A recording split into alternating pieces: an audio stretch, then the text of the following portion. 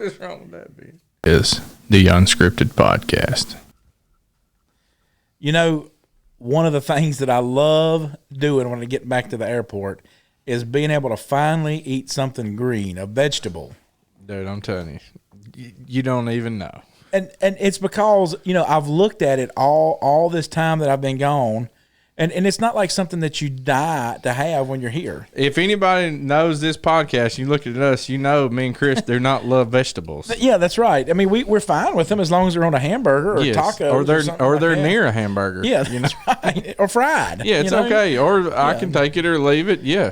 Fried okra, green beans. Yeah, that's right. Absolutely. You can fry them and eat them if you want to. Absolutely. But, you know, I love, you know, one of the things that I always think about is like, you know, I've been eating this stuff, the same stuff over and over again for all this time. And now I get back and I just dying to get something. So, you know, I don't go to the Burger King in the airport or something like that. I go somewhere that's going to have something green and fresh because it's been so long since I've done it. Yeah. Yeah, when you're in a third world country, it's just you can't eat the lettuce, you can't eat anything that's washed with water that's not been cooked. So we're going to talk about airports today?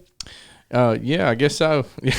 Well, I've had my fair share of them in the last couple of weeks. Me and Ben have. So, yeah, we're talking about mission trips, and this podcast is dedicated to why you need to go on a mission trip. And you may think like it's super scary for you to go on a mission trip, but it is. But it's really something that's attainable. It's doable. You have to be pointed about it, and but I'm telling you, well, I mean, if you've been listening to this podcast long enough, you know that's how me and Chris met. We met on a fishing trip across the pond, and we met on a mission trip and for souls, and that really forged our friendship and our relationship, and it.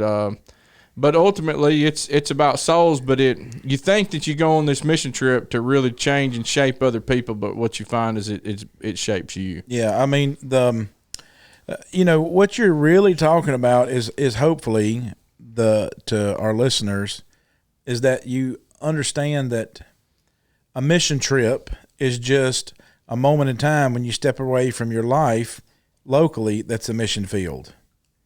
But that's not always the case. We understand that some of our brothers and sisters really struggle with maybe teaching people, how do I teach people, maybe struggle with standing out in a crowd, you know, which all those things would be required in order to really teach your friends and neighbors. And so what a mission trip, there's just so many benefits of why you should go on a short-term mission trip. Listen, I've done them many times. And I will say this, short-term, they're sustainable. Long-term, they're not. You know, what I mean by that is that this idea of, you know, when you're on a mission trip, I mean, you're just pounding it. Mm-hmm. You know, you're just beating the bushes. You're just, you know, all this stuff you're doing from morning to night. When you get to the bedroom, you get the covers to about right here. Yeah, you're ready. And you're going to sleep. So long term, is it sustainable? No, not really. But short term, it is. I mean, you know, you even look at the way that the Apostle Paul did it. You know, he kind of just travels through, as it were, you know, all of the Roman Empire. But he didn't do it in 2 weeks. Mm-hmm. You know, I mean, you're talking years that he worked on this. And so, now granted, Paul had a lot of things the Lord had in place that helped the Apostle Paul out. But, you know, it's so why should somebody go on the mission trip then, Bob? I mean, well, there's many reasons that I have, and I've, you know, the trips that I've gone on with you they were kind of a and I want to key in on some of this a little bit, but they're kind of a well-oiled machine. Like, you guys have been doing these mission trips long enough that you kind of show up, and once you get everybody in country and to where it's at, like, y'all know exactly what's going to happen on what day and those kind of things. And now this, you know, then I've also did domestic mission trips with, you know, did 11 of those in the last 3 years, you know, as far as the domestic stuff goes here in country. And those are great too. Don't think for a minute, any of our listeners, and I don't think they would, but this is your first time listening to this podcast, like, we're all about the gospel and the Great Commission, and that's as you're going in our world, and that's that's one thing that our elders open up for me and Chris and Ben and our livelihood is we get to live out a mission, so to speak, with our focus on evangelism, and then so we do things domestically as well as foreign, but this last trip that that's what we're talking about is foreign missions. Because like I said in the beginning, like we're trying to change the culture, not just in our congregation, but through our podcast of the way that people see their lives as Christians. That it's not just, something that I schedule in. We sat down and I had our staff meeting this morning. We schedule a lot of stuff at our staff meeting for 3 or 4 hours. But all those things are centered. The reason why we schedule that is because from every hour of that day, whatever day you're looking at, it's because we should be mission-minded. Yeah.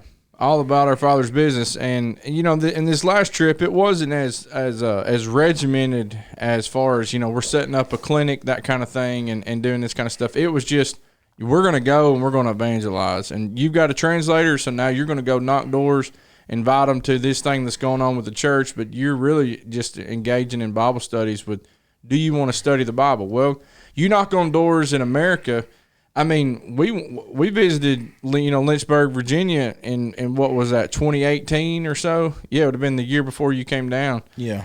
2018, and visited about, the campaign. We knocked a bunch of doors in Virginia, and we were specifically asking, do you want to have a Bible study? And there was, I would dare to say that the percentage was less than 5% of people who wanted to study the Bible. That's right. Versus you go to Honduras or you go to Africa and you knock on a door, you have probably a 10% chance that somebody will not study the Bible with you. Versus you got about a 90% chance that somebody's going to say yes, that we will study the Bible with you, and yes, we're ready right now. Do we have the little thing on the thing, Ben, so I can screen share my phone? I can. We don't have it right now, but I can get it set up. Yeah, get it set up because I want to show a picture, that I took in Honduras when I was there. Absolutely. But go ahead. Yeah. So that for people, if you. So why is that a benefit, Bob? I mean, just think about this. Well, here's one thing that Christians fear, and a lot of people fear is one is you feel inadequate, and two, you feel like that we fear rejection, and so we fear the reason why people won't share Jesus is because they either fear that I'm inadequate, I cannot do it, or somebody's going to tell me no, and so what this does is it affords you that's Satan's lie, isn't it? It's Satan's lie, and what a mission-minded trip does for you is it gets you away from your 9 to 5 and your extra activities and allows you to focus on, I've got one purpose for these 5 days or these 17 days or whatever the period is, and saying, I'm going to go all out and I'm going to burn all burners for Jesus. And that's why it's kind of unsustainable. That's right. It's a flame out if you don't watch it. And the Apostle Paul, he talked about some of that kind of in 1 Corinthians 7 when he was talking about taking a wife. And he says, because of what's happening here, he says... The present distress. At the church then. Right. Wherever you're at, he said, the present distress is there. He said, I encourage you, however you are, to stay as you are. Because the married man, he thinks about the affairs of his family. And then to the unmarried, they think about the affairs of the church and what can be done. Well, that's what a mission trip allows you to do. Is while I was focused on my family, I called my wife every day, but I didn't have any honeydews. Yeah, right. Which I don't mind those things. It's part of my responsibility as a man and as a husband. But here's the thing: I didn't take my kids to jiu-jitsu that week. I didn't take I didn't take out the garbage. I didn't do anything around my house. Yesterday, Memorial Day, I spent time putting down shoe mold at my house. Well, that's something I had to put off to go on a mission trip. And it's something that I'd had a deadline that I said I wanted to get that done before I went to Africa. But I had to really make a principle in my life and say, okay, what's more important? Because the 2 days before I went on the mission trip, did I want to spend those days hammering down shoe mold? Right. Or did I want to spend them with my family? Yeah, and so that's, shoe molding falls by the wayside. It does. But what we do in America... But it's because you need to focus on this because it's unsustainable. That's right. And so in America, putting out shoe mold, it's important. I've got to do those things. I don't need to delay too much. But when it compares to the gospel, I need to put it where it belongs. Jiu-jitsu is fine, but I need to put it where it belongs. And so what a mission trip allows you to do, it allows you to put your focus, your energy, your money toward actually, okay, I'm gonna dedicate a whole week to the Lord. Yeah, and that's why you think about what that will afford you, right? So if your concern is, I don't know how to do it, just come with me. Absolutely. You'll have as many opportunities you want to study the Bible, people, as you can stand out. I mean, you're going to be busy as a beaver chewing wood doing that if you want to from sun up to sundown. And guess what? As a matter of fact, from sun up until past sundown. Yeah, and once you get, and that's the thing, what it affords you is it affords people the opportunity to go, okay, well, you're getting rejected, but you're being rejected by somebody who's 800 miles away from you who you'd never met before. Yeah, more like 2,500 miles. Whatever it is. Yeah. Ours is like 10,000 miles, something like that. You're right. And so, okay, I may potentially never see this person again, may never hear from them again, so guess what I'm going to do? I'm going to plant the seed. Well, what it did for me, my first trip, is I'd always use friendship evangelism. Oh, I'll have next week to be able to talk to this person about this.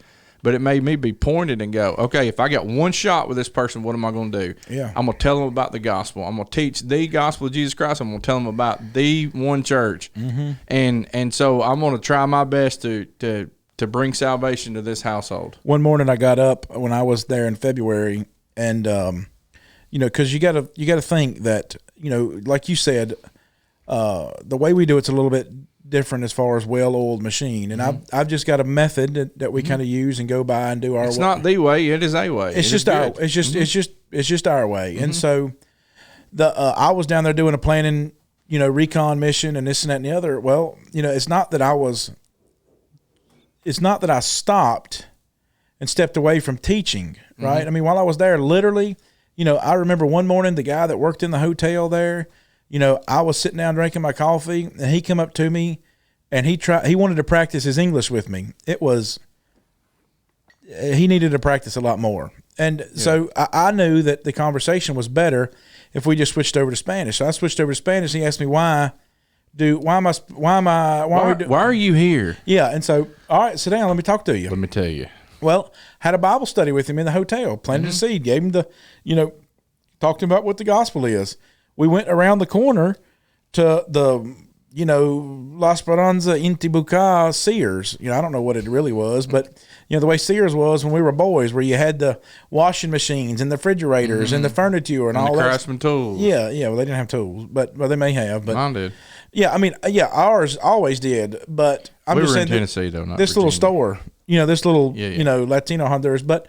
We stepped out. Yeah, I mean, I had a Bible study with those guys right in the store, and I'm gonna tell you what, Ben, bring my phone up on here. All right, you're good. Let's see if I can find this phone. Who's that a picture of? Find this picture here. There's one of Tom. I Yeah. saw a picture of Tom. There's Tom sleeping right there. I know I got a picture in here of it. I hope you ain't got any embarrassing ones of me on here. No, I just got that Going one. through Chris's photo. There it is, right there by the finger. There you go. Yeah, right there. So this is us. You can see in the background, the refrigerators and the stoves. And what we originally went in here for was on this wall right here. See that little bitty coffee pot right here in the middle? Yeah. We wanted to make sure that we had a coffee pot. And so we went in there and bought one for $6 or something, Didn't y'all have to chill out for something, waiting on something else Well, too? what you kind of, so we had sent Oz, this guy right here, this is the preacher. Behind the lady. But it's his wife in front of him. We had sent him across the street. Across the street is the bank. You can't go in the bank in Honduras unless you have an account, have an ID, all these things. You and Tom aren't allowed in the bank. Yeah, so we're just sitting here in this little, the furniture selling area. Right. And these things are, here's something I learned. Okay, I learned a new lesson. I always, when I sat on their couches down there, I thought, man, this thing is wore, slap out. Nope, that's where they feel new. So you have no idea. This one felt just as wore out as every one I'd sit on. So I asked this guy sitting right here with the little blue thing lanyard, on. Lanyard on. I said, hey, man, we're just sitting there. I was like, you want to study the Bible? He said, yeah, let's do it. And so I got this guy. He called this guy right here. That's a guy that went in Honduras. If you buy like this coffee pot right here, they send a guy to the back to go get it. And then you pay this guy. I paid this guy. He's sitting in front of the register area right here. Right. Well, there's a third guy. I don't know where he's at. I don't see him on here. Maybe I didn't get him in the picture. But there's a third guy that was actually sitting there, right there where he was sitting in that seat Oz was in. So maybe he got up and Oz sat in his seat. But we had a Bible study right here. I mean, he stops doing business, right? Calls the other guys like, hey, we're going to have as I said, you want to have a Bible study? Yeah, hold on a second. So he gets up and walks away. And I was like, maybe he didn't understand I meant right now. Well, he comes back and he brings 2 people with him, and we're going to have a Bible study doing that. Absolutely. So you think about and you think, well, that's an isolated incident. Let me show you this picture right here. I went one morning to get some breakfast, and I walked up the little street, and I found this little, you can see it's a little cinder block. You know, they didn't even use the same blocks from the top to the bottom. They got bricks here and cinder block up there, so they must have just said, well, just use what you got, you know.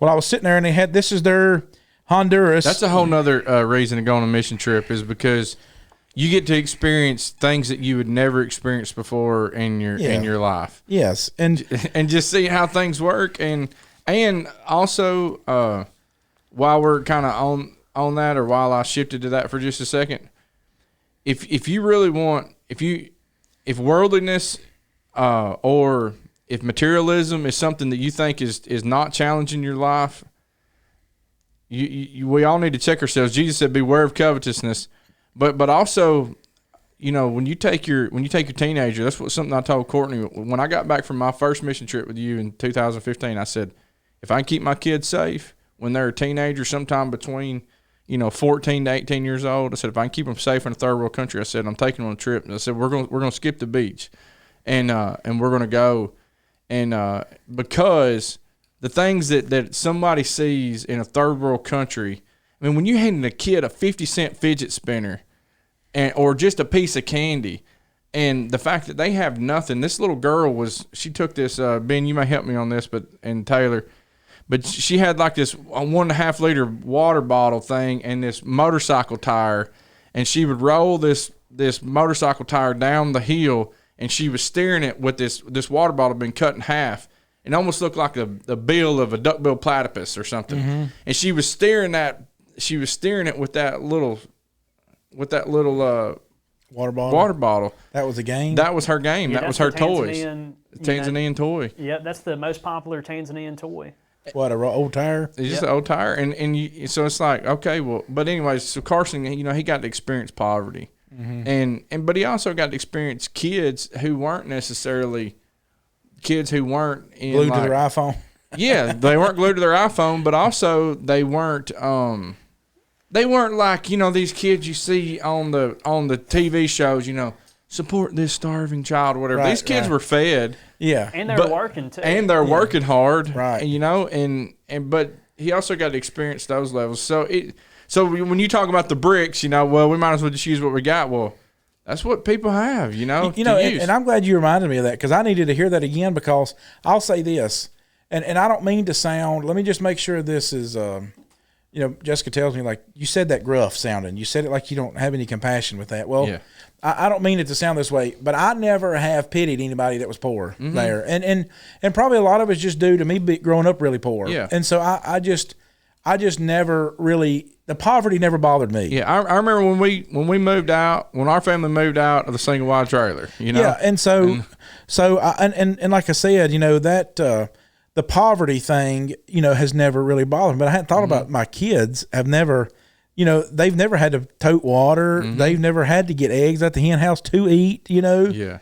Or whatever the case may be. But, that's a good point. And there's what it allows you to do with that is to really experience and understand that, when Jesus said, beware of covetousness, I mean, like what God has dealt with the heart from the beginning of man. Absolutely. That's the thing he says to Cain, son. Sin lies at the door. Falling? Yeah, sin lies at the door. Like, what's on your heart? That's what he's asking him. Yeah. Like when your kids come in, your kids or your wife or whatever, you know them well enough to know when they're bowed up about something. And what he tells Cain too is, sin lies at the door, and you should rule over it. Yeah, so God has dealt with. I mean, the last of the 10 Commandments, probably the longest one.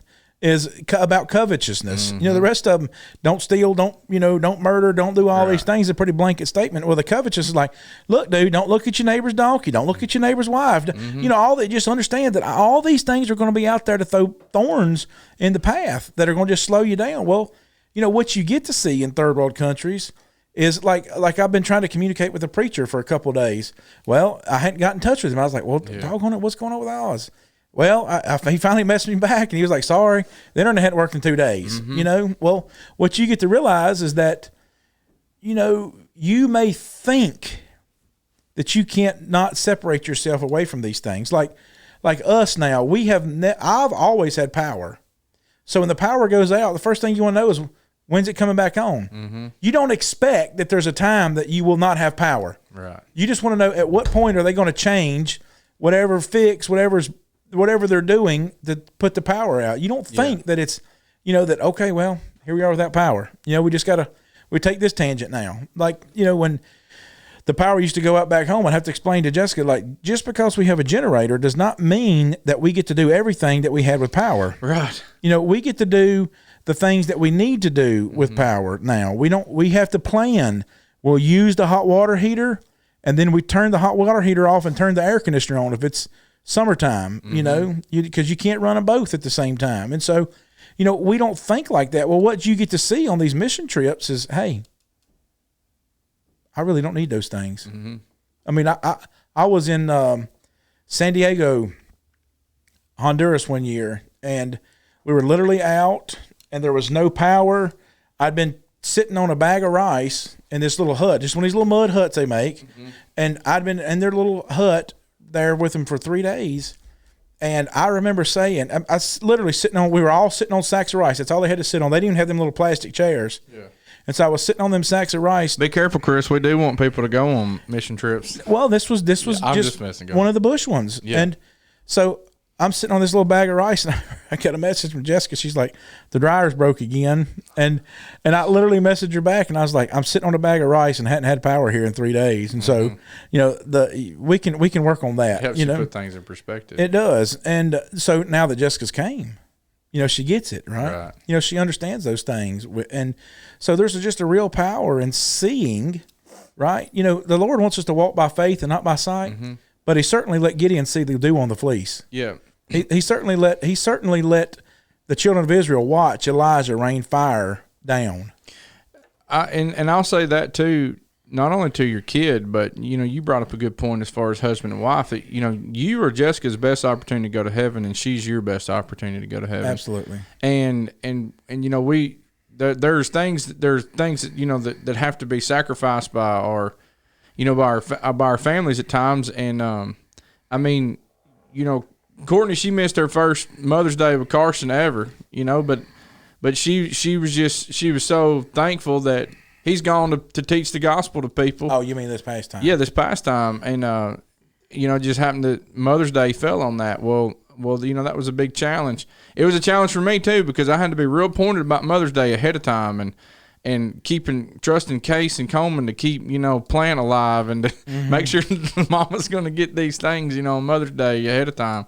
But what I was going to say is, well, maybe you're sitting in wherever you're at listening to this podcast, and maybe there's a challenge in your family of prioritizing finances. Maybe there's a prioritizing of expensive whatever, you fill in the blank. Or maybe my husband is real challenged with, you know, he's trying to buy his second bass boat.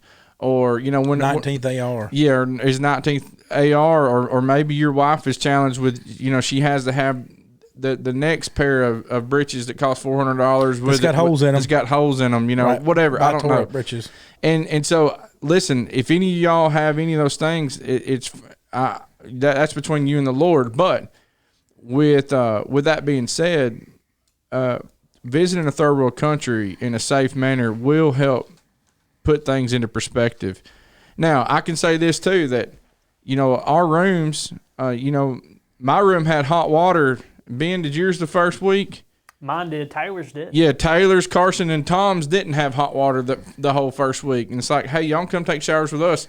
Well, my kid's saying You mean in your room? in my room. You said that really weird. I said that really weird. I'm sorry. Okay, listen. That would have been a real downer. But no, but you know, so I offered to my son, you can come take a shower at my shower, you know, in my room, not with me. and he's like, you know, Dad, I don't need it. And so, you know, when your kid is 15 and he takes a cold shower all week and he never complains about it, you just know that he's got his mind in the right place. In fact, I didn't even know till like day 4 that he didn't have hot water. Right. And but those are things that can really help and can help in your relationship. But you took a picture. Well, I took a tangent for us. No, like so. I want you to get back to it because this is powerful. I've seen it before. So this is their, you know, and I gotta, you know, I want to talk about something from the scriptures from this, and you know, in Philippians chapter 4, in verse number 10, it starts out and Paul says, "But I rejoice in the Lord greatly. Now at last your care for me has flourished again, though you surely did not, but you lacked opportunity. Not that I speak in regard of need, for I've learned in whatever state." Listen to what Paul says. I have learned in whatever state to be content. I know how he learned it, to be abased. I know how to abound. I know how to live like a pauper, and I know how to live high on the hog. Everywhere in all things I have learned both to be full and to be hungry, both to abound and to suffer need. What Paul says. And then he says, I can do all things through Christ who gives me strength. That's not one of those things where it's going to be all miraculous. That's right. And it's a learning process. It's just not you scoring 4 touchdowns in a single game. Yeah. You know, that's Philippians 4:13, baby. Yeah, but what you see is that Paul says, I have learned this thing. It's not that Paul said the Spirit inspired me on this thing, but I have, you know, the Spirit inspired Paul to say a lot of things. Sure. But Jesus, though he were a son, yet he what? Learned obedience. Obedience, yeah. How? He suffered. Through the things he suffered. It's not that Jesus didn't know that your thumb had nerve endings in it, but he had to smack you to figure out what it was like, to go through the emotional gambit, as it were. And to be tempted, you know, to say something wrong. That's right. Same And way we are. so the Apostle Paul is this guy that he had to go through those things too. So, you know, you think about this mission trip scenario. Well, you know, this picture right here. We were sitting there on the brick wall picture, and put that picture up there. This is their, I don't know, Latino, Honduran, CNN or Fox News or whatever it is, and it says they have in 1 hour, hace una hora, 1,730 votes. So in 1 hour they put this poll up on their website or whatever, and they had 1,730 votes. Now the question is, que la paz en medio de los problemas diarios? What brings you the most peace from your daily problems? And so they put this up there as a poll. The number 4 answer, only 3%, was money, el dinero. Dinero, yeah. The third one was that I have a job. So 6%. In my mind, those two kind of tie together. Tener trabajo. Tener trabajo. Yeah. Have work, right? Have, and tener is an infinitive. I have work. So you have work and have money. And the second most important answer that brings you peace from your daily problems was my family. But think about what 89% of the people said. 89% of the people. Now, Bob, just think about this. 89% of the people here said, God brings me the most peace from my daily problems. Well, listen. Amen. This is a group of people that by and large, it's not like there's Christians there's not like 89% of the country are Christians. That's why we're down there teaching them the gospel, because most of them really believe that they're saved. They really believe, to some degree, that they're going to go to heaven, because you read the obituaries, it's the same everywhere. Oh, yeah. Everybody goes to heaven. Yeah, everybody goes to heaven. But 89% of the people, you know why that you want short-term mission trips for to countries like this? Because you got a 89, so that roughly puts you at 9 out of 10. What you said a while ago, 10% of the people will say no. There's your proof of what you said. If you sit down with somebody and you say, hey, how about you start your conversation like this? You start your conversation saying, do you want peace in your life? You know that roughly 9 out of 10 people are going to say, I do. And you say, do you want peace in your life? And then you tell you how God can help you with that? I do. That means 9 out of 10 people in Honduras are going to say, I want to do that.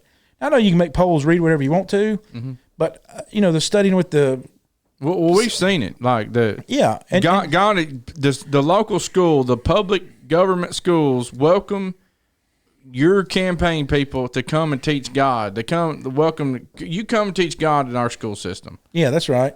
Well, that's a powerful thing. I'm gonna cut my phone, Ben. You can to be able to do those things. So why do you need to go on a mission trip? Well, part of that is you can go to a culture where people are actually honored for you to come and sit in their house as a person of a different race, to come and sit in their household to teach them the Bible. Yeah, they welcome that. That's right, and so it is not because they're just dying of something biblically to do, right? There's a culture that promotes it. There's you're using the same thing Paul did. Why do you think Paul went to all the synagogues first for? Because that was a ready-made opportunity. He was using using culturally religious people that had practiced this religion culturally, that were thinking they were doing the right thing. So he used that. Acts 17 and verse, first few verses, as was his custom, Paul went to the synagogue every Sabbath, right? Yeah. So what you're doing is, they have this kind of almost like, you ask anybody in the South, do you believe in Jesus? They're going to say, yeah, most of them. But it's really a cultural thing, because they're scared to death. If they say no, then like, psst, God's going to strike them with a lightning bolt, or bad stuff is going to start happening to them. Well, they're no different. There's just more of them now. Their percentage is just higher. So when you sit down with them, it ain't like they ain't tasked with 95 things of the day to do like we put on ourselves. A lot of stuff we do, we don't have to do, but they're tasked with those. They don't tasked with those, so they have more free time. So that's when you ask them, like, you want to study the Bible? Like, yeah, I'd like to do that. And that affords you so many opportunities. If you know that you got to take 100 shots to kill a rabbit, and you need 5 rabbits to feed your family, how many shots you got to take to get there? Yeah. 500 shots, 500 right? shots. And so it's just it's a numbers game. And so the more that these foreign mission trips, they afford you so many opportunities to learn. Paul said to learn how to be abased and how to abound, right? And he's talking about his financial status there. But that Paul learned so much about how people are. So think about Paul as a Jew going into the Gentile world. He had to learn a whole new, his name is even going to change. So he's got this whole new culture that he's got to learn and adapt to. Well, those things are going to take time. It's just going to take time. And so, but with us, short-term mission trips, this thing it's like going in, getting in the pool either by the stairs or on the side, Yeah. If you're a dude, you get in from the side. You don't get in through the stairs. And here's the neat thing too, is that one, if you love the Bible and you really want to study it with people, there are people out there who will study it with you. And like the long-windedness side, they welcome, because these people, when they walk to church, they're expecting to get some Bible. Yeah, they don't want 25-minute sermons and have to beat the Baptist church to the movie star. Yeah. And so my sermon Sunday morning here, leading into Memorial Day, as far as some things are worth crashing a plane over and going to the gospel. Well, the only thing that changed in my lesson with that was the fact that I didn't have to lead that. I didn't have to lead into my lesson with that story, because people in Africa, they just want to hear God's word, and you don't have to get real wordy. One thing that you're real talented with, Chris, is like you've got a load of stories in your mind and illustrations, and you have a lot of wisdom and life experience, as far as you come up with things to give to people, and those are things that are needed in America many times, as far as to lead in and to give illustrations for. Well, over in Africa, like, you don't have to go through a whole lot of illustrations. You're just like, did God's word say it? Yes. Does it say do not add to or take away? Yes. Should you do this? Absolutely. It was even the point. So I got to go and teach at a Pentecostal church on a Monday and on a Friday. And like On a day. Yeah, on a day. And it all runs together. Right. And Like taking showers with your son. no, that would not run together. So not concurrent. But when we not at all. So anyways, I'm getting to teach in this church, and just got to stand up and absolute, like, just give them truth. Yeah. And say, and they welcomed most of the people. They're proud of being the way so much to go. I mean, this guy's been preaching for 22 years at this place. Has in his mind this attitude. Well, one of our brothers used to go to this church, and he was converted 9 years ago. And so he had been welcomed by this preacher. One of the Tanzanian brothers? One of the Tanzanian brothers. And so he had been welcomed back to study with this guy. And he said, I want you to go up here and study with him. And I said, okay. And he said he's invited his whole church. And you think, somebody who thinks that they're not going to, that they might be wrong about something, well, let's study about these things in private, because you don't want. Yeah, man, you may start stealing chickens at the pot. Exactly. And so, well, he actually didn't. Like, he used this as a way to raise money, too. At the end of my 3 hours worth of teaching, they took up a collection. But come see the Gringos or whatever they call it. Was this really, I thought, was this really about them getting truth? Well, let me tell you something. It was for you. It was. And we gave them truth. I mean, we spoke about everything about the one true baptism, talked about the worship of the church. We're now in the New Testament. What really is speaking in tongues? Mm-hmm. How should that go? There's not a baptism of the Holy Spirit and a baptism in water. These things go together. What does it mean that tongues will cease? Going through all this stuff. And so these people, I mean, you got all that in 3 hours? Got all this in 3 hours. And with the translator? So you talk about, man. Don't let that out, Bob. If you got all that in 3 hours, they're going to expect our sermons to be a lot shorter. And so you talk about this stuff, and we had to put up with some things. First of all, they had a song with, this guy's back here hitting on the drum, the first two songs of the whatever. And so was it a homemade drum or was it it was, well, I don't know if it was homemade or what. It wasn't a drum set. He had one drum, and but that was the only instrumental music, the only instrument they had in. And so we talked about those things. Well, I said, that when they understood that now we're in the New Testament, and I said, you need to put that drum where it belonged in the Old Testament. I said, I encourage you to take it out that door and put it in there. Well, the last two songs they sang, he didn't beat on that drum.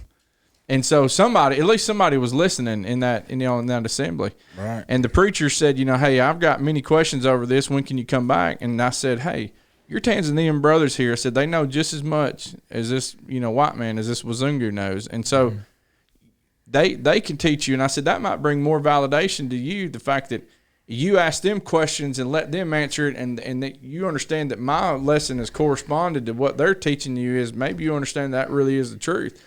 And so Josephat and Noel and some of those guys, this guy's getting questions up for them, and this is one of those, you go way up in the mountains, and speak to these people. And remember when we had Noel on here and we were talking about a 4-wheel drive that he needed? Well, I can tell you he needs 4-wheel drive because we used it. Right. We had to put this thing in 4 low going up this mountain, and it's raining. I mean, I'm telling you, to get up there. And so it was good.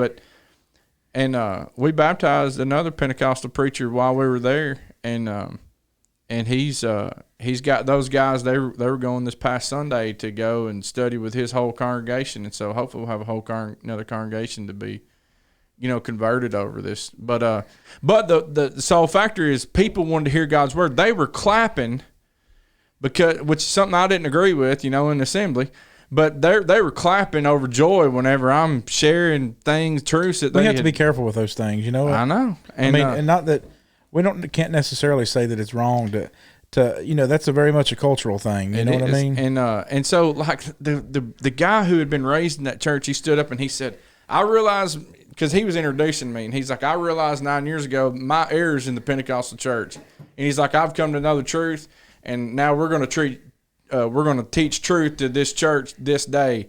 And they're clapping, like, oh, we're wrong, but right. We're clapping because truth is coming. Right, today. Exactly. Right. And I mean, in this, tell my lie. Yeah. And so you go to somebody, in America, and you tell them, I'm going to tell you a lot of things today of how you were wrong. Listen, and you know, I'll tell you this, that just because you tell them in America don't mean anything's going to change. Yeah. I had a guy that I've been studying with for the last, I don't know, 2 or 3 months, I reckon, 2 months, every Monday night. So you guys know who I'm talking about. He had missed 2 studies in a row, and he texted me. He's like, "Hey, Mr. Chris, can I come by and can we talk?" I was like, "Yeah." Is this like a phone call? Like you need like my car broke down, or you need another, like face to face? He's like, "Well, it's probably a face to face chat." I was like, "Okay." So I said, "You just let me know when." He said the time. I said, "All right. Well, I'm going to be back in Pedal that time." I said, "Just come on by the shop. We'll just have a shop chat." And he came in. He's like, "Look," he's like, I just want to do this the honorable way." He said, "But, Mr. Chris, my whole family are Catholics, and I think I'm going to just stay a Catholic." I said, "Well," I said, "if you saw our studies as me trying to convince you to change your religion, then I failed." I said, "Because it was about getting you to follow Jesus. And so if you don't want to follow Jesus," I said, "that's something that you're going to have to explain to him on Judgment Day." But we certainly had the conversations about, and I asked him, I said, "Did we study that? Were you convinced that there's one church?" "Yes." "Are you convinced there's one plan for God to redeem man?" "Yes." I said, now think about those things in purview of your family. Mm-hmm. I said, you have to ask yourself, is it worth me not making it to heaven and going with them, or should I do the right thing and try hair, tooth, and nail and draw them with me? Because somebody in your family was the first Catholic. Yeah, he's convinced, he's not convicted yet. Yeah. And once he becomes convicted, he'll have the choice of being converted. Yep. And so, and I even told him, I was like, "Listen, dude, you did this." I said, "So don't think that our relationship changes or anything like that." I said, "You still are welcome in the shop to come by and hang out. Oh, your love for him's still strong." Yeah. Your car's messed up. Whatever you need, it's still, come on, call me on the middle of the week. If I'm at the church, come on by and get you something to eat at the church. All that stuff, none of that stuff stops. I said, just understand that. And I said, I appreciate you having this conversation with me face to face. That's a very manly thing to do. And I said, but just remember that I hope this isn't the last conversation that you and I have. And so, anyways, it was a good conversation with him, but in the sense of like we were very pointed and clear. But dude, I had to say what I had to say, and he had to hear what he had to hear. But you see the difference in people here and in there, Yeah. And I mean, we didn't have, I wish we could have baptized 25 people that day. And then that didn't happen, but that wasn't my job.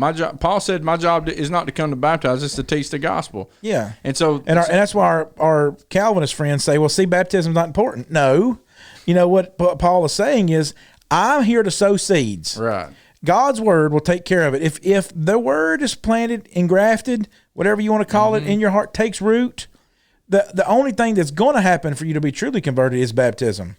That's an absolute thing that must happen for you to be converted. Yeah. And so that's why Paul's like, I didn't come here just to stick people in the water. That doesn't do us any good. Mm-hmm. I mean, I can stir the water of the baptistry every day. If I hung a sign up down there that said, "Come take a dip and go to heaven," well, right. I'm sure there'd be people. You get some people, yeah. Yeah. And that so that's a cool thing. And what you talked about the culture too, that what was neat is when we started in Namanga, I said okay, there's a store right down here, and I said that's one of the first places I want to start at, because if you can convert the storekeeper, you can convert a lot of people. And so we went there to study with this guy. Well, there was a guy from, the Maasai tribe that came up, and he's listening to studies there for the first 2 days. And at the store? Yeah, at the store. Just like a little general store? This is, okay, so you got a guy's house, and then in front of his house, he's got a little dukkha, what they call a dukkha. And so he sold everything there, from onions, garlic, you could get a pound of rice, a half pound of rice. He had the scales there. You could get a cold Coca-Cola. You could buy lettuce if you had it. you could buy candy, or you could get your phone card there. Yeah. So it's It everything. didn't have like batteries and stuff like that. He might have, but like Yeah, his they call those pulperias in Honduras. so like his store was like it was half the size of this room. You know, that's it right. had a little iron bars up, right, and yeah, you come in there, and it's right in front of his house. So Yeah, little bags of chips you can buy. Yep, absolutely. And so, anyways, I'm studying with him and his wife. Well, then another guy was coming in, and he was sitting in on these studies. And I just thought he couldn't understand anything because he was Maasai. Mm-hmm. Well, so we studied with this guy for a couple of days. This guy, is this an English study or is this Swahili study? Swahili study. Okay. And so then, you know, after we're done with one of those studies, this this guy tells my translator, he's like, this other guy who'd been sitting in, he's like, and I never addressed a single question with him. Like I hadn't engaged him. He was just there listening. He said, I think I need to be baptized. It's like, Wait a minute. wait a minute. I'm even talking to you. I'm bad. My bad. You get it too, dude. Yeah, and so then I made sure that he sat down with a Swahili, with somebody who could speak his language, and I think Kamaragi or somebody sat down with him and had another study with him to make sure he understood everything, and he did. He's baptized, and then you know, he's at church the next Sunday, you know, and and Carson had been able to be in on sharing part of the gospel with that, you know, with this guy. And so you get that residual effect too. And that was the cool thing about sitting down with people, and then their friends show up the next day, or whoever it is that they invite, you know, that and just having that residual effect. That's a cool thing about going on a mission trip. Taylor, you and Ben are in this room, and this was Taylor's first mission trip, so I want you to be thinking about what was a perk for your life going on your first mission trip. And then, Ben, you've been on a couple too, and you got the mic, and so we want y'all's input on this too. Yeah, absolutely. This last trip was probably my favorite. And really the biggest perk is just getting so many Bible studies in. You know, you getting to work through They're everywhere, aren't they, Chris? Just everywhere. Just so many studies from sun up to sundown, and even Bob, you kept doing studies till like 9 o'clock at night. Yeah. You know, and so we were in the market in Wanza, in this fish market, and the first day was kind of a wash. We ended up going on a wild goose chase. We did zero evangelism that day. Next day, we just come up to this fish market and started talking to some people, and the translator said, hey, you know, teach the gospel. And so we got to this, went up, tried to put my backpack up on this wall so that way, you know, nobody could, you know, reach him, you know, while I'm teaching. Pilfer it. Still some of my stuff. And we just start preaching, and then just people just start, you know, coming in to listen. And, you know, probably 40 minutes later, we baptized 2 people, and somebody sitting in on that study, he came up to us and he said, hey, you need to come over here and teach my friends. And so we say, okay. We walk down the lake a little bit, and there's like 30 people just sitting there, you know. Ready to listen. You're just ready to listen. Yeah, you already got your baptistry ready then. Yeah. Oh yeah. And so Yeah, we got pictures. Y'all baptized a lot of people in that. yeah. And so I said, Tom, lake. you know, teach these people. And so Tom, he sat down and he taught them for 2 days, and I think baptized 5 out of that group. You know, so it was just amazing to see. Just see how. So how many people that were baptized on y'all's trip then? 26. 26. Wow. And we only evangelized them once in 2 days. And Yeah. we're able to convert 9 people. Yeah, so we all spent a week together in Namanga and to strengthen the church there, and then Ben and Tom and Taylor went with a couple of translators to Wanza, which is like, they thought it was 12 hours away, but it was 14 and a half. Yeah. And then I went with Noel about, I guess, 6 hours away to Moshi, and then and helped him, and they had a campaign set up. Me and Carson went there. And, I've only seen 2 times. Each one of these are isolated things. I've only seen it one time, and this other event one time. I've only seen where, literally so many people are getting taught the gospel that they're standing in line. We were using a horse trough.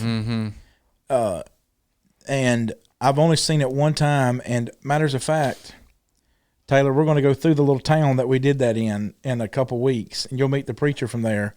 But that there were so many people being taught the gospel that literally somebody had to wait for their turn to be baptized. Yeah. And I think it was like almost 60 people we baptized on that trip. And I've only seen this one time. Where a preacher was preaching, and I've seen this twice in Honduras, but I've only seen this down there where the preacher was preaching.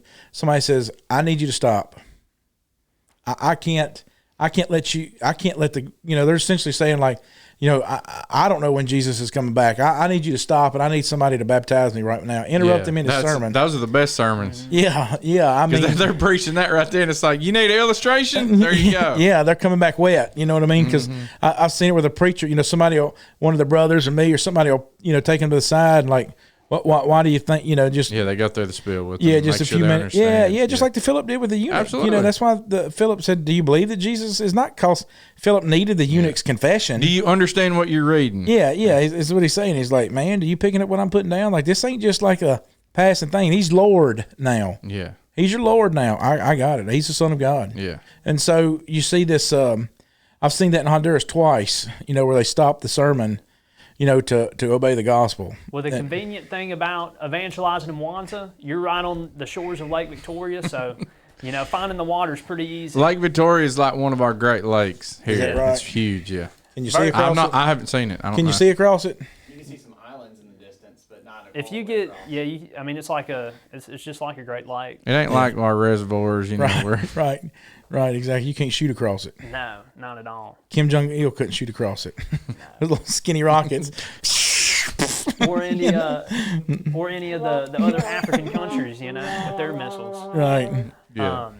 But yeah, in Namanga, we had to drive up a mountain. It took you had to drive to the minutes. base of the mountain to a river to. Well, we had to cross the Kenyan border we had to go from Tanzania to Kenya up Mount Namanga to where the spring was to get water. To get enough water to baptize somebody. And that's the thing. It's a dry, arid climate there. But if you want to find water, you can find it. Yeah. But we went and we parked and waited, and there was like 6 donkeys standing there, and we're waiting on this whole pile of goats to come by. And we're waiting on somebody to catch up to. The people they were going to get baptism garments for these people. And there was 3 ladies that want to be baptized that Ben and Taylor had studied with that afternoon. And so, yeah, it was kind of neat. They drove us up through what's called No Man's Land, which is a little it's kind of on the border of Kenya and Tanzania. And so they just say this is the kind of the free zone. It's no man's land. And so they got this market set up. Well, they drove us through that way we wouldn't have to pass through the actual quote-unquote border and go through customs and everything. And they said as long as you're within what Tom found out, as long as you're within like 50 kilometers or 50 or something 20, like that. Something like that, yeah. So they didn't care. Put the thing back up in a second, Ben. I want to show you a picture. You was talking about, I remember this. I was preaching way up in the mountains, this place called Refugio, which means the refugee. Mm-hmm. And, we had to literally take the van. Y'all talking about having to find water in Tanzania? No. You kind of get away from water in Honduras. Yeah. It's everywhere, right? Mm-hmm. And so I remember us having to take the van and ford this little river 3 or 4 times, and each time it got deeper and deeper. And I was like, "Are you sure y'all drive through this thing?" And he was like, "Yes." And when I got through the last one, there's literally water inside the van, the little bus thing. And I'm like, "Look, man, we're about to get into intake here. If we get in intake, we're done out here in the middle of nowhere. The cell phones don't work out here. No nothing. We just got 4 or 5 miles. We just got to walk back." Chris is contemplating how well he floats in a river. And you're going through this thing in your mind. Like, I've seen all them YouTube videos, them foreign countries, these little whoosh, them cars going downstream, and you're thinking, you dummy, you shouldn't even tried that. Here I am. Riding one of them. The water's literally coming up on the windshield. Ellie, are you sure about yes, Brother Tom? Well, and I remember the last one we went through, and I was like, are you sure Armando went through that? And all of them, and he was like, "Don't worry, you took the Lord's Supper today." And So when we got through the last one, I was like, listen, you're telling me Armando went through all these? He was like, oh, no, he didn't go through that one. And so he's like, but I thought we could make it, you know? So I got the picture pulled up. I'll go up here in the mountains, right? And I'm preaching at this little place called Refugio. And in Honduras, you know, like they had said, hey, we want you to come up here and preach. We're going to invite the whole village. Okay. So I was like, okay. And I mean, every single person in town was there, and it was 30 people. You know what I'm saying? It was like, this is way out in the middle of nowhere. And so I get up there, and, you know, in Honduras, I'm preaching in this little house. There was a house, and literally there were people sitting on the windowsills, head sticking in, wanting to hear the. Chris felt like Jesus. The roof was literally as high as my head. There was one light bulb in the center of the room, and I'm standing there in the little fluorescent light bulb, and I'm preaching, and I'm, you know, driving home this idea. You got, you know, if you want to go to heaven, you got to obey the gospel. What's the, you know? So I'm going through this scenario. When we sung the invitation song in Honduras, you know, we kind of do this come forward or whatever it is. You know, it's kind of our American tradition. In Honduras, it's whoever remains standing afterwards is then responding to the invitation. Well, this lady is responding to the invitation. When I got there, you know, that's something that we should really consider too in our culture is the way people respond to the gospel, because that's how they do it in Tanzania too. If you need to respond, you just stay standing where you're at. And any elders, shepherds, preachers who are listening to this idea of coming down front is really an intimidating thing. And just imagine if we said, if you need prayers, we're going to have everybody sit down at the end of the invitation, and whoever's standing will come to you. Yeah, and so that's a powerful thing to think about. When I got there, she was hola hermano. So she was calling me brother. So I just thought it was she was a member of the church. Well, she's remained standing, and I thought, okay, she just needs somebody to pray for. I said, sister, I said, what is it that you need? She said, I need to be baptized. I was like, you've never been baptized into Christ? No, and I want to do it today. I was like, well, let's go down here. We got a little pool, you know, that we can use down here. We'll run down there. We're going to have a gospel meeting afterwards. You know, I'll bring you back up the mountain here. She was like, no, I'm going to do it right now. We're not going anywhere. I was like, well, where? You know, like we're up on the mountain then. I was like, so there's a little creek we had to walk a board across to get there. You know, like a little log they'd cut off and split half. I was like, you want us to do it in that creek down there? I was like, we'll have to dig you out a spot because it won't but 3, 4, 5 inches deep. And so she was like, no, I got this place over here. Well, she was raising tilapia in this little thing right here. And she watered her hogs in it. You can see the water runs out right here. You can see my feet. I had to roll up my britches legs and wade over there to it, right? And so when I get ready to baptize her, I don't know if you can see it or not, but I don't have. Yeah, the video's playing. Yeah. I don't know. I can't hear it. I can't hear anything now. So I'm telling her, like, okay, I'm going to baptize you in the name of the Father, the Son, and the Holy Spirit. And I don't know if I got this on video or not, but she doesn't even wait for me. You know, I had like, wait a minute now. And, you know, like I had to go ahead and like jump ahead, like, wait a minute now, come on, hold on. I'm going to catch you. Wait a minute. And so, you know, I remember thinking this is the nastiest, filthiest water. Right. I mean, this is a cesspool, you know? I mean, like this is the cesspool for tilapia and hogs. Yeah. Yeah. And I remember thinking this is the nastiest water that anybody ever came out of clean on the other side. And she couldn't wait to be dipped in it. And I'm telling you, she was beating the bushes to get there. Yeah. And I stepped on something that cut my foot in there. And I remember thinking, you know, because I just got some hand sanitizer and tried to clean it out. And I was like, Lord, I don't want to lose my foot, but I know that it's better to enter into life maimed. But please don't let me lose I remember we were helping the guy in Honduras in 16, and he'd had tuberculosis. And we were helping him, and he had this huge mass on his stomach. I don't know if you remember that guy or not. Yeah, all this stuff runs together. I know, but I had baptized a lady the year before in 2015, and this was like her brother, and she'd been taking care of him. And she said, "I want you to come study with my brother." And so we went and studied with him a couple of days, and he didn't obey the gospel that I remember. He may have later, but that was a neat thing going back the same year and seeing people who you had. I remember seeing 2 families. You know, her name was Yolani and Dan Lee, and seeing her the next year in the church, and then you know. So I've stayed up with a couple of those people too. We had to use Google Translate to talk to each other, but But that was a cool thing. And then that storekeeper I was telling you about, he hadn't obeyed the gospel yet, but he's still reading scriptures, and I'm still texting with him back and forth. The African dude? Yeah, the African guy. And so when we came back to Namanga to go across the border, and I texted him and told him, hey, we'll be in town. He's like, let me know. And then and we were already there going through customs. He's like, I'll be there in a minute. And so he just came to wish us well again, he came into Kenya, to tell us goodbye. So just think, we kind of bring it to close, right? Yeah, but I got one thing I want to say too, but also, Taylor, you went on your first trip, and I was wondering if you had anything about telling people about your first mission trip. Yes. So as far as being Yes. at KW, we talk about evangelism and we do it. But if you want to see how the original church did it, the first century church, and how receptive people were, you'll only find that in foreign countries.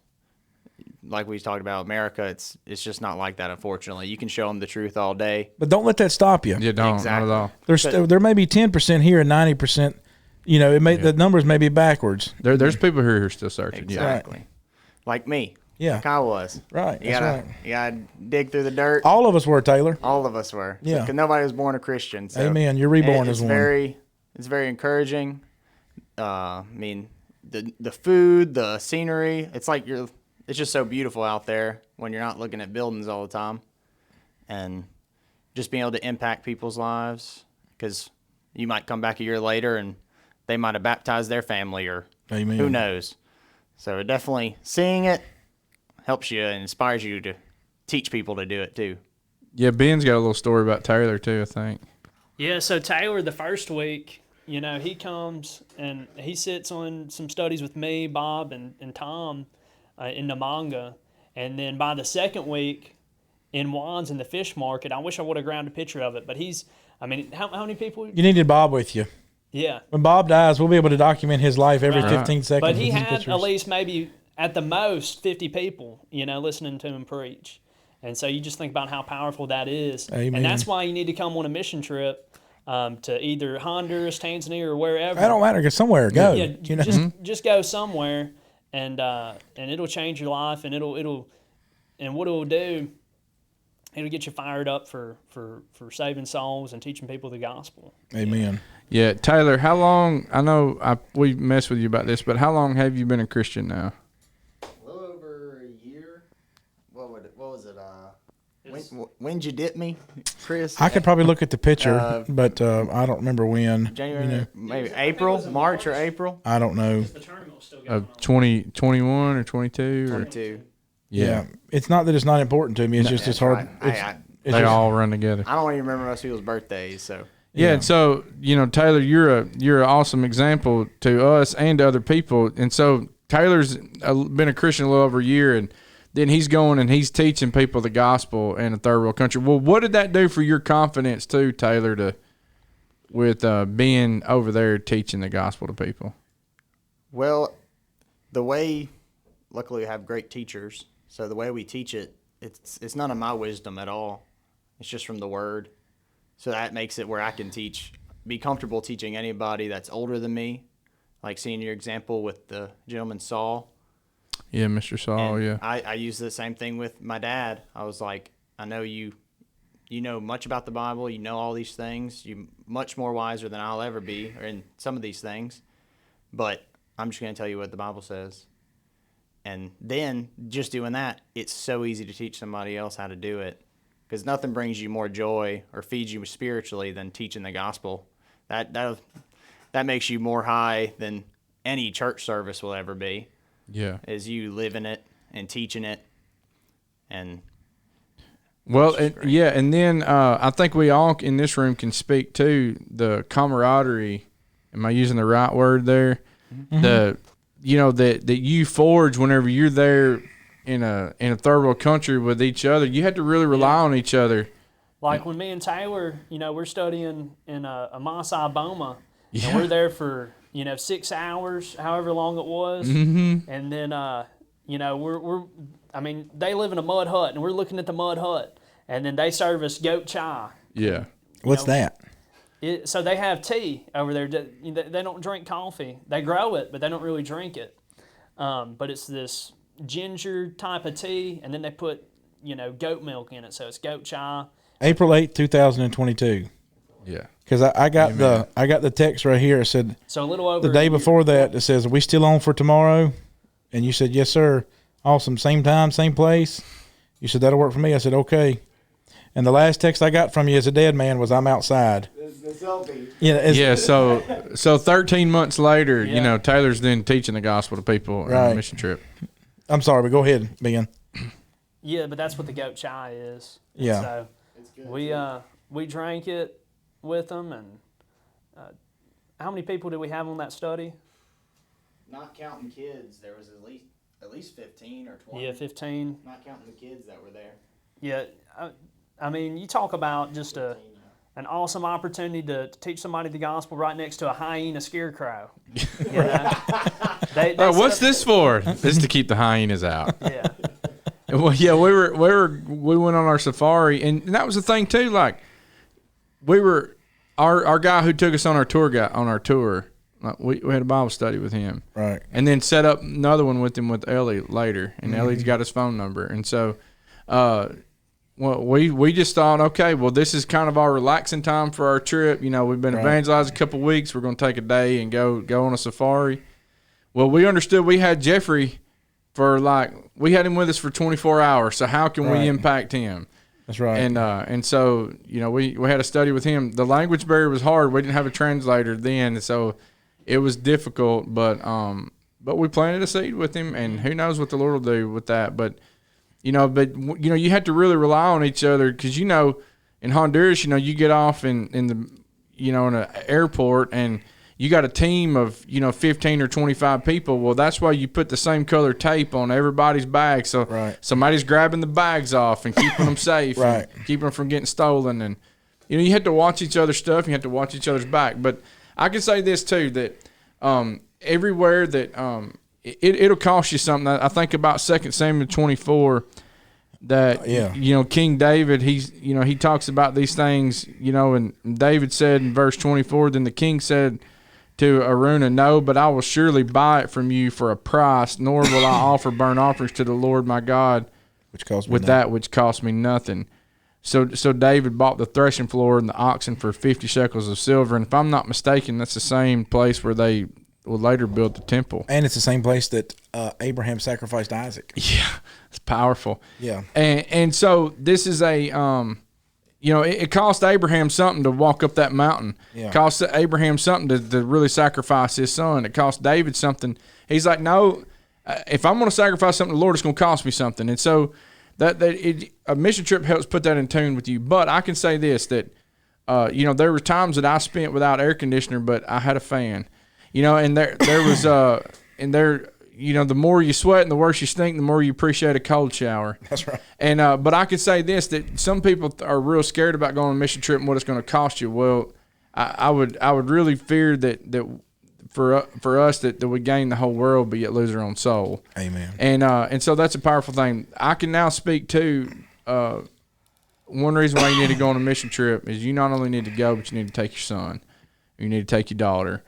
And I can truly attest to the fact of the benefits for me of taking my son on a mission trip, and although of things that I'm proud of him for, and on aspects and things that I'm really irritated him about, but I'm very proud of him the way that he taught the gospel to people. But this allowed me a growing experience too, because we want to take care of our children, want to make sure that they're safe and that they're sound and they're perfect and everything is okay for them. Well, that's not living by faith either. And so we're over there, and Carson come with me in Namanga for a couple of days and listened in on my Bible studies, and then me helping him in son, you lead this study, and then when he would get to places that he would have trouble, he would look to me to bail him out, and then he'd go, "Why don't you just take this one over?" Or he would say those things. Well, then finally, I just said, son, why don't you go with Ellie and y'all go do a study over here at this place. Well, it allowed my Tanzanian brothers, guys who I hadn't known very long, but me trusting in them to go with him. They're just as smarter than me, but it built his confidence. And so next thing you know, he's going out all on his own. But allowing him to go with another brother in a city where, and the challenge was too, is we didn't have cell phone contact with each other. Right. And so allowing your child to go somewhere where you don't know where he's going, and you hadn't known the guy very long, but me trusting a Tanzania brother in Christ to, and then that built Carson's confidence because he didn't have dad with him. Right. And and then he ends up doing, I don't know, 12 or 13 studies, the rest of the trip on his own with his own translator. And, Carson, he studied with people of different faiths, studied with a Muslim, a guy who's a Muslim who's in his 70s, and the experience that he learned and the humbleness that he had to have and those kind of things. And so it put him in a position to where he's now much more confident, studying the Bible with people. And so take your child with you and or somebody. Go with somebody. Yeah, take somebody with you. And I'll tell you, like, I was preaching before I went on my first mission trip, and it changed my life. And it changed my life because I'd always invited people to come hear my sermons, or come hear the way I preach, or come hear God's message. And so I was limited evangelism to 4 hours a week. And so I was inviting them to church, and instead, other than those 4 hours, now it's other than those 4 hours that I'm going to be at assembly, won't you come and let's have a Bible study? Yeah. And it'll change your perspective. And instead of inviting people to church, invite them to study.